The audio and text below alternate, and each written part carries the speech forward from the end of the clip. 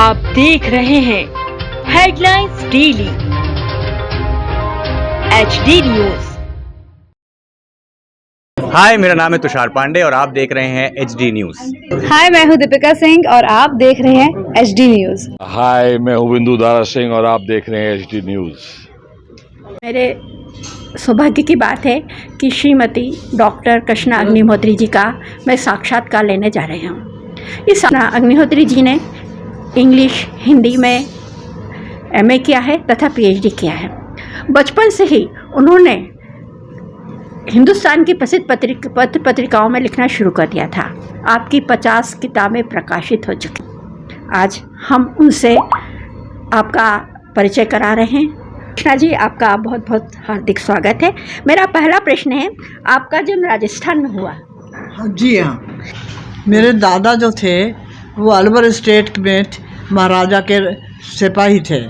उसके बाद में वहाँ पर से हम लोग, हमारे पिताजी जो थे वहाँ से शिफ्ट होकर नसीराबाद में आ गए और नसीराबाद में मेरा जन्म हुआ। बताया कि आपके दादाजी राजस्थान में थे और वो सेना में कप्तान भी थे, तो उसका आपको प्रभाव पड़ा है।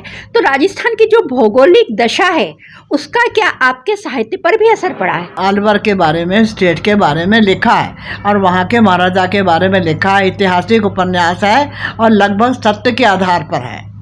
उपन्यास है, उसकी कुछ मैंने पंक्तियाँ पढ़ी हैं, तो उसमें आपने जो लिखा है वहाँ के स्टेट्स के बारे में, तो ये आपने जो है किसी ने आपको प्रेरित किया था इसको लिखने के लिए कि आपकी खुद की इच्छा है कि मैं इस विषय में लिखूँ? मेरे खुद की प्रेरणा इसलिए है कि बहुत दिनों से मैंने बहुत सारे उपन्यास हो गए, 20 उपन्यास है मेरे। तो मैंने वो सोचा कि आपको ख़त्म हो जाएगा, लेकिन मैं कुछ सर्च कर रही थी तो अचानक मेरा ध्यान गया कि एक पुलिंदे पर कि जिसमें राजस्थान लिखा हुआ है। तो जब मैंने उसको खोल के देखा तो उसमें मुझे बहुत सारे मैटर्स मिल गए जो मेरे को किसी ने दिए थे राजस्थान के बारे में लिखने के लिए। तो उस समय मैंने सोच के अब आके बना उपन्यास, और अच्छा छोटा सा उपन्यास है लेकिन अच्छा बना। जी, आपके अभी तक कितनी पुस्तकें प्रकाशित हो चुकी हैं और किस विधा में है?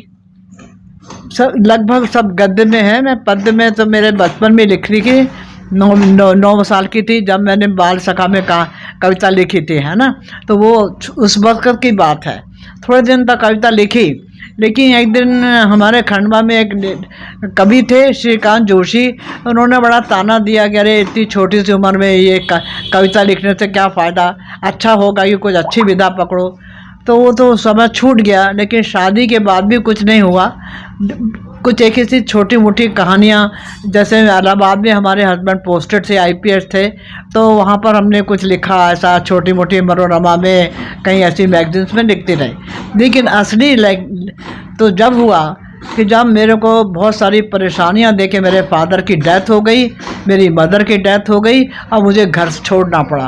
और जब घर छोड़ा तो फिर ढेर भर अनुभव हुए संघर्ष के, जिनके कारण कि लिखना मजबूरी नहीं, बाध्यता नहीं, अनुभूतियाँ अपने आप आती चली गईं। और एक के बाद एक ईश्वर की कृपा, माँ सरस्वती की कृपा कि मैंने कम से कम इतना सारा लिखा, जिसमें कि मैं सब गद्य ही गद्य है।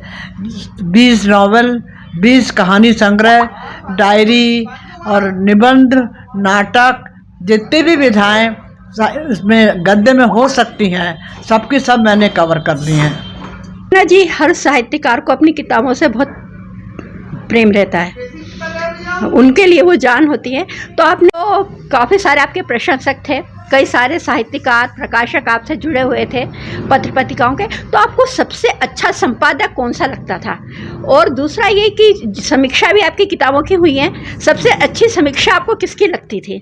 समीक्षा तो लोग करते रहते हैं, और कहीं मेरी एक किताब है उसमें कंप्लीट भी है थोड़ा सा, और अभी नई समीक्षाएं तो अभी नहीं प्रकाशित हुई हैं। लेकिन हाँ, संपादकों के रूप में मैं देखती हूँ तो पहले के संपादक ज़्यादा अच्छे थे, जैसे कि राजेंद्र यादव, कमलेश्वर, धर्मवीर भारती, सब संतुलित। अगर आपने खराब लिखा है तो छपेगा नहीं किसी हालत में, कोई भी सोच वाला आदमी उसको नहीं छाप सकता। लेकिन अगर आपने अच्छा लिखा है तो तुरंत छप जाएंगे आपको लिख कर दिया जाएगा बाकायदा कि आपकी रचना मिली और अब रचना मिल गई है तो हम आपको छापेंगे। अब आजकल तो ऐसा कि वो रचना पड़ी रहेगी 10 दिन 10 साल पड़ी रहे तो पता नहीं चलता कहाँ कोने में पड़ी है ना। लेकिन इसके बाद भी अब मैंने तो अभी भी थोड़ा बहुत लिखा। कृष्णा जी, जैसे आपने बताया कि आप बहुत छपे हो, मेरा प्रश्न ये था कि कोई मतलब पाठक पहले बहुत थे और वो तुरंत प्रतिक्रिया भी देते थे, कोई एक ऐसा पाठक होगा जो हर बार आपसे बात करता होगा? अभी भी करते हैं। तो ऐसा कौन सा पाठक है और कहाँ के हैं? बहुत अच्छी बात कही है। पहले क्या था कि पत्र लिखे जाते थे, तो पत्रों में जो पाठक बात करते थे आपसे वो बहुत इम्पोर्टेंट था। अभी इतनी सारी चिट्ठियाँ पड़ी हैं मेरे पास में 1000 से ज़्यादा, मुझे यही समझ में नहीं आया इनको फेंकूँ कैसे। मन दुखता है ये पाठकों को कैसे अपन निराश करें, है ना। और अभी मैंने सुना है कि महिलाओं के बारे में आपसे बोला गया था कि महिला लेखन के उसमें कम रुचि लेती हैं और आत्मकथा बहुत कम लिखती हैं, तो आपने अपनी उस चुनौती को स्वीकार किया था और आत्मकथा लिखी। तो ऐसा क्या कारण है कि जो महिलाएं आत्मकथा लिखने से हिचकती हैं? सत्य बोलने से उनको लगता है कि बहुत सी ऐसी चीज़ें हैं छिपाव के रहस्य के रूप में। हमें अगर हमने ये कह दिया तो लोग हमारे बारे में क्या कहेंगे, समाज हमारे बारे में क्या कहेगा। और लिखने के समय तो समाज को की विसंगतियाँ ही निकालना पड़ती हैं और विसंगतियाँ निकालने के ज़रिए और रास्ते यही है, कुछ और भी हैं और आत्मकथा भी हैं। और आत्मकथा सबसे बड़ी चीज़ है कि जिसके कारण आप सत्य स्थापित कर सकते हो।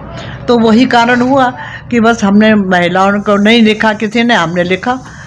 बहुत बड़ी बात कही है कि जो महिलाएं वो है ना घर की लक्ष्मी होती है, पर हम अपने देश नहीं पूरे विश्व में अगर भौगोलिक स्थिति देखें तो ये पाते हैं कि महिलाओं की दशा एक जैसी है, चाहे वो अंग्रेज महिला हो, चाहे वो ईसाई हो, चाहे हिंदू या मुसलमान हो, वो सच कहने से डरती हैं क्योंकि उन्हें कई सारी सामाजिक और पारिवारिक यातनाएं मिलती हैं। एक बात और, इसका कारण राजेंद्र यादव हैं। जी।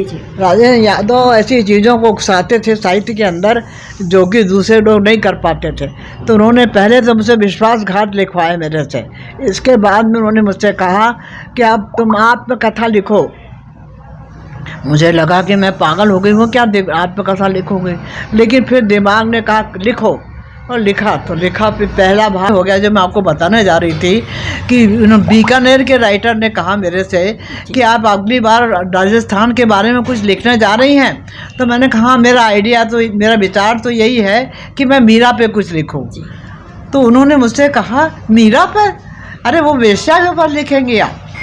मेरा दिमाग ख़राब हो गया। मैंने कहा सर आप मेरे सामने तो ऐसा ना बोलें, अगली बार मैं आपको बताती हूँ कि क्या लिखना चाहिए।